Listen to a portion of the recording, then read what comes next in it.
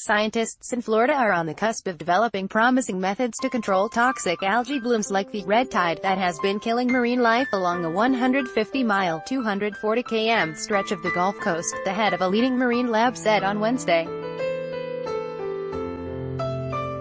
Michael Crosby, president and chief executive of the Mote Marine Laboratory in Sarasota, welcomed a red tide emergency order issued this week by Governor Rick Scott, designating more state money for research, cleanup and wildlife rescues.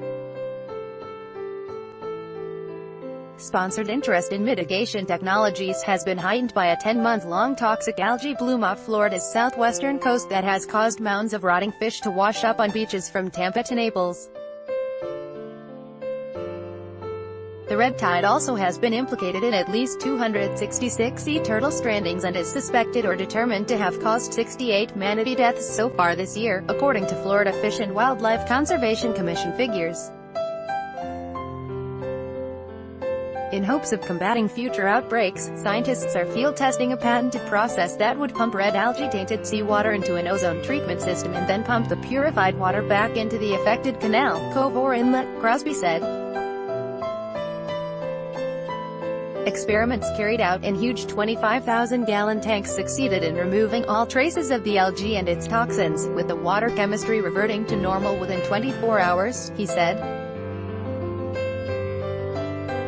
Scientists also are studying the possible use of naturally produced compounds from seaweed, parasitic algae and filter-feeding organisms that could be introduced to fight red tides. A bad bloom. Red tides occur on an almost yearly basis off Florida, starting out in the Gulf of Mexico where swarms of microscopic algae cells called Karenia brevis feed on deep-sea nutrients and are sometimes carried by currents close to shore, usually in the fall.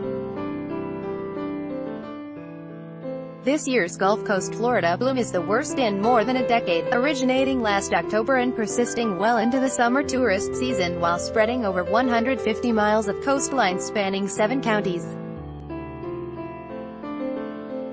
It's a bad bloom by any standard, said Richard Stumpf, an oceanographer who studies red tides for the National Oceanic and Atmospheric Administration, NOAA. For reasons not well understood, strong northerly winds that normally break up a red tide by December failed to materialize last winter, Stumpf said. It remains to be seen whether a single year of altered wind patterns will turn out to be an isolated deviation or part of more long-term changes in climate, Stumpf said. But scientists say red tides in and of themselves are a natural phenomenon observed as far back as the 1600s. For humans, exposure can cause respiratory difficulties, burning eyes and skin irritation. The toxins are often fatal to marine life.